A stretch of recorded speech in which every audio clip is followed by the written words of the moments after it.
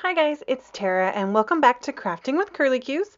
Today I am participating in the Lawnscaping Challenge number 125, the Color Splash, and I'm going to be stamping with my Zig Clean Color Markers.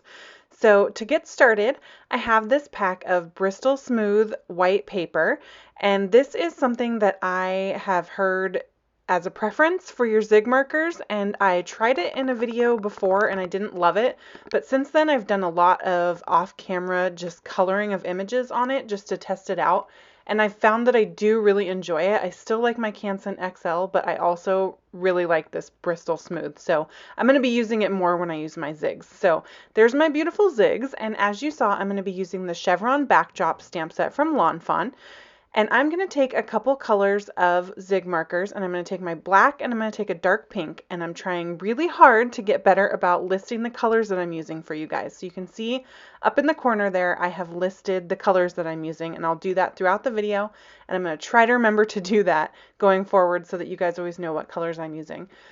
So I'm just going to take my Zig markers and I'm going to color directly onto this stamp. So this is a really cool chevron backdrop with like three kind of chevron-y pattern stripes, and I'm just going to start using a pattern. So the Color Splash Challenge is to have basically a black and white card with then a splash of color.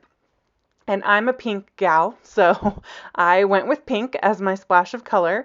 And I'm going to go ahead and color the pink on that middle chevron there. And then when I'm all done, I'm going to take my distress sprayer here and I'm just going to put a little very light mist over the top to get that color moving so that I get kind of a watercolory imperfect look on my paper here. So you can see how that turned out. I think it looks super cool. And then I'm going to go ahead and wipe off with a baby wipe. I was going to use my Lawn Fawn stamp chamois, but I forgot to get it wet. It dries up when in between uses, which is awesome because it doesn't get all moldy and gross, but I forgot to go put water on it. So I'm using baby wipes this time. So this time I'm going to go ahead and use my black on the top too and then the pink on the bottom. That pink marker is staining my stamp, but that's okay. It still works the same. It's not actually transferring any more color. It just kind of stained the stamp. So you'll notice I didn't spritz it this time, and that's because when I use that baby wipe to clean it off, that added moisture to the stamp. And so as I go along, I'm just going to use that moisture from the baby wipe instead of adding water with the spritzer. So you can see up at the top there when I stamp, you get kind of a different look every time with this kind of watercolory effect. And I think that's really cool. It gives that imperfect background, it's kind of grungy. I don't know, I just really like the look of this. I tried this before on a different card and I thought it was super cool, and so I really wanted to give it another shot and see if I could make it look cool again. So this time I'm going to use all black to kind of keep with a pattern here, and I'm going to go ahead and stamp that. And you can see when I'm putting that ink on there, you can see it's kind of not as solid anymore because the stamp is getting really wet from all the cleaning with the baby wipe. So the ink is going on a little bit less perfect, which is awesome. So I'm just going to do a couple of the stripes this time because it's only going to be filling that small space at the bottom, and I won't need the rest of it. So no need doing extra work if I don't really need it. So I'm just going to add that last chevron to my background. I will let you know I cut this background piece with the largest of the Lawn Fawn small stitched rectangle dies, so it's just a little bit smaller than an A2 card base, so it's going to leave a nice border when I finally put it on my card. I'm going to let that background air dry, and then I'm going to take this adorable Lovable Legends stamp set. This stamp set's been all over Instagram and blogs, and I've seen such cute stuff done with it. I just couldn't resist busting it out to color with it here. So I'm going to stamp that in my VersaFine Black Onyx ink. This is a black pigment ink. It stamps really nice and crispy. I am going to stamp this Nessie image here a couple times because I've never inked it up before and I just want to get a really nice crisp image there. And I'm using the leftover of that Bristol Smooth it's not watercolor, Bristol Smooth white cardstock. And going to go ahead and do my coloring with my Zigs on that there. So now that I've got my image stamped, I'm going to zoom in and show you the coloring that I'm doing on this Bristol. I've listed the colors that I'm using up in the corner. So far so good on that. And I'm just putting down the darkest color where I'm going to want the shadows, and then I'm going to come in and kind of blend it out. And for this particular image, I did use 3 colors. I usually only use 2, but because this is a little bit bigger, I went ahead and used that third color just to kind of add a little bit of extra dimension. So you can see I am totally not being perfect with this. Like, I am just kind of getting color on the page because it's all going to get smushed around and blended together. And in the end, you're not even going to be able to see any lines anywhere, which I think is really cool. This paper really kind of lets it blend really smoothly. I did notice that I got a little bit of pilling towards the end because you'll see as I go along here that I keep coming back and adding color, and these markers are really wet, and so eventually the paper did pill up a little bit, but it honestly wasn't bad considering that I would not leave well enough alone and I just kept going in and adding color. So that was my mid-tone. So now I'm going to come back in with this pale pink color, and I'm just going to kind of really blend out those spots where I wanted the really big highlights. You can see how well it blends and the color really pulls out. So you can see I kind of lost a lot of my shadow definition and such, but that's okay because you can come back in and kind of add some. And now that the paper is saturated, it kind of blends a little bit on its own, which is kind of nice.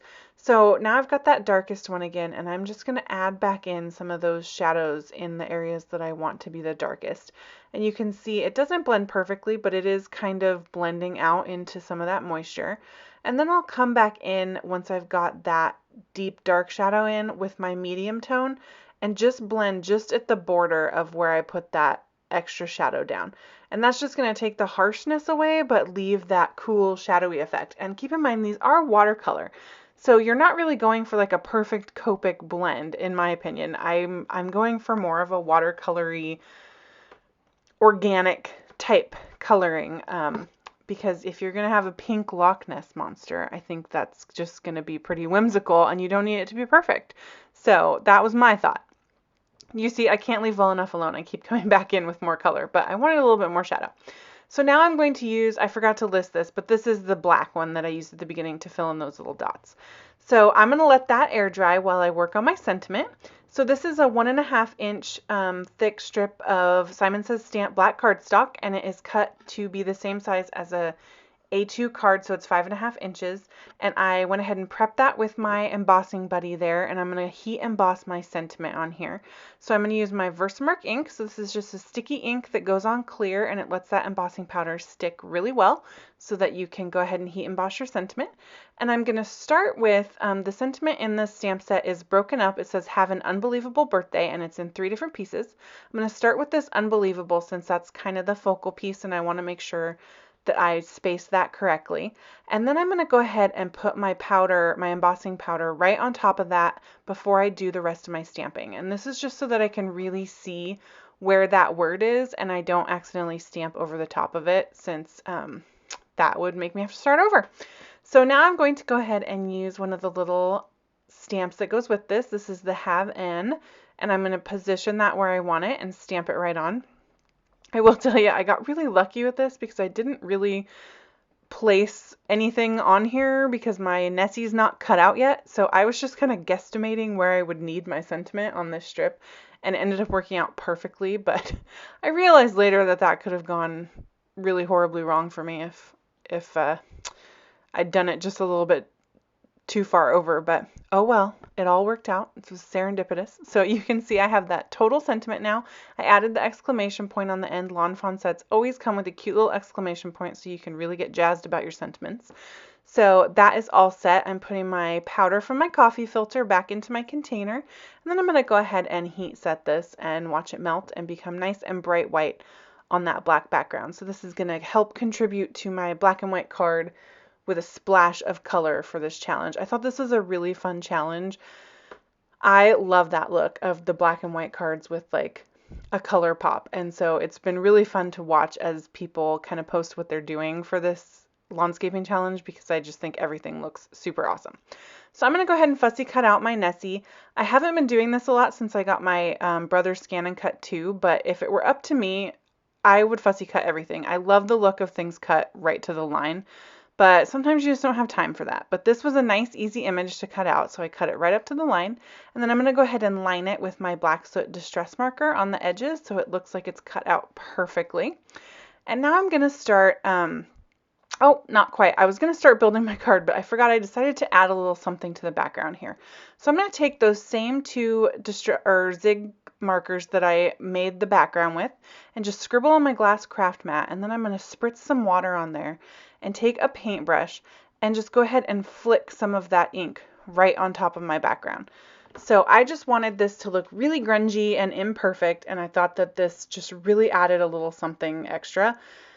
And I love the way that those splatters seem to sit on top of the ink. Like even the pink on top of the black is like really vibrant, which is super cool.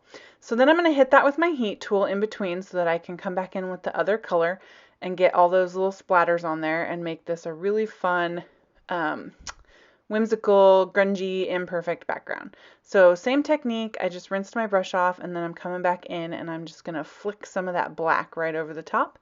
And then I'll go ahead and hit that with my heat tool also so that I'm ready to assemble my card.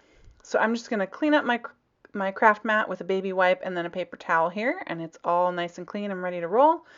And now you can kind of see what the card's going to look like as it comes together. So my card base is A2 side folding card base made with Simon Says Stamp black cardstock. I'm going to use my ATG gun just to go ahead and put lots of sticky on the back of that background piece that I've created here, and then just stick that right in the middle of my card base. This has been something that for some reason lately I've just really liked the look of this little border around a fun background piece. It's just been kind of my go-to. So pardon my hair there, I'm getting all kind of right up in the camera. I'm going to take my Signo white Uniball gel pen and I'm going to draw just a really simple straight line border all the way around this sentiment panel. So this is just a nice alternative to the stitched lines that you can put on your panels just to add that extra pop. I just wasn't really feeling the stitched lines, but I wanted to define this piece a little bit further, so I went ahead and added just those straight lines and then put little dots in the corner to make it kind of look like it's nailed in or something. I don't know. I was just having fun with my white pen, so that's how that went. There was really no rhyme or reason. And then I'm going to go ahead and pop this sentiment strip up off of my card base with some Scotch foam tape. So I'm just going to apply that right to the back there. Peel it off and then line it up.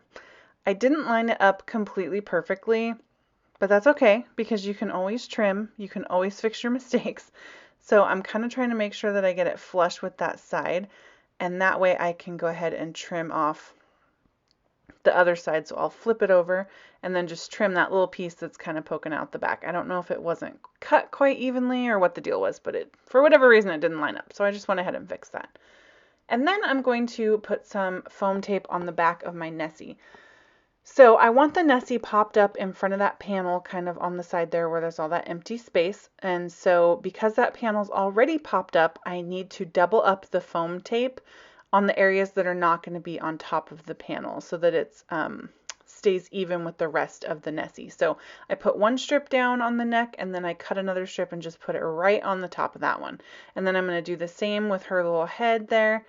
I said her. I assume the Loch Ness Monster is a girl. I mean, I don't really know the lore, but Nessie seems like, I don't know.